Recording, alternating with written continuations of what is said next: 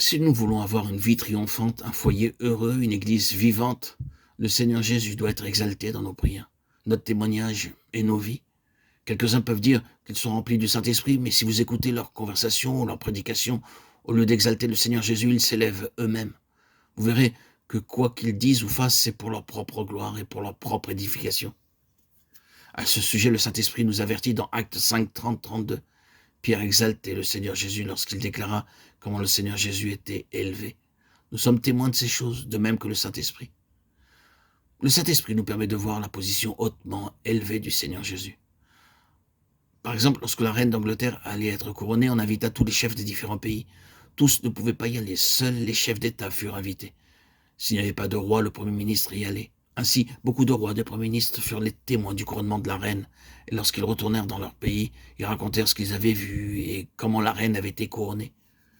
Le Saint-Esprit fut le premier témoin dans le ciel de l'exaltation du Seigneur Jésus. Éphésiens 1, 20 à 23. Il fut témoin d'élévation le jour de l'ascension du Seigneur Jésus. Puis, il descendit pour annoncer ce qui était arrivé à ce moment-là. Aussi, Pierre dit-il, ne sommes-nous pas les témoins de cette élévation ? Exaltons-nous le Seigneur Jésus-Christ, notre témoignage, nos conversations, nos prières, notre enseignement ou notre service, quel qu'il soit. S'il en est ainsi, nous contribuons à sa plénitude.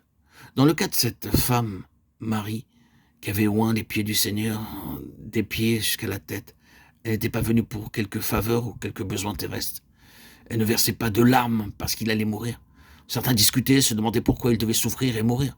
D'autres ont pu pleurer lorsqu'ils entendirent qu'il allait mourir. Mais elle, Marie, ne pleurait pas, car elle savait qu'il voulait souffrir et mourir à notre place comme notre Sauveur et le Roi des rois.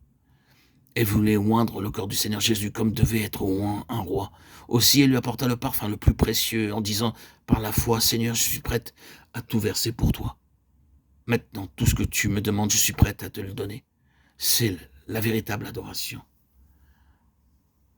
Tu donnes ta vie pour les brebis et tu meurs comme l'agneau de Dieu. Oui, tu es mon Créateur, mon Roi et mon Sauveur.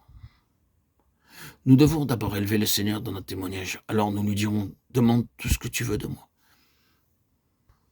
Il y a beaucoup de personnes qui adorent admirablement pendant un quart d'heure, le dimanche, appelant le Seigneur Jésus très précieux, le plus grand parmi 10 000, le Narcisse de Sharon, celui qui est parfait en beauté.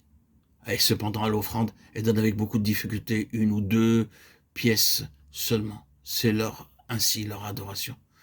Vous devez lui dire, Seigneur, tout ce que tu me demanderas, je te le donnerai.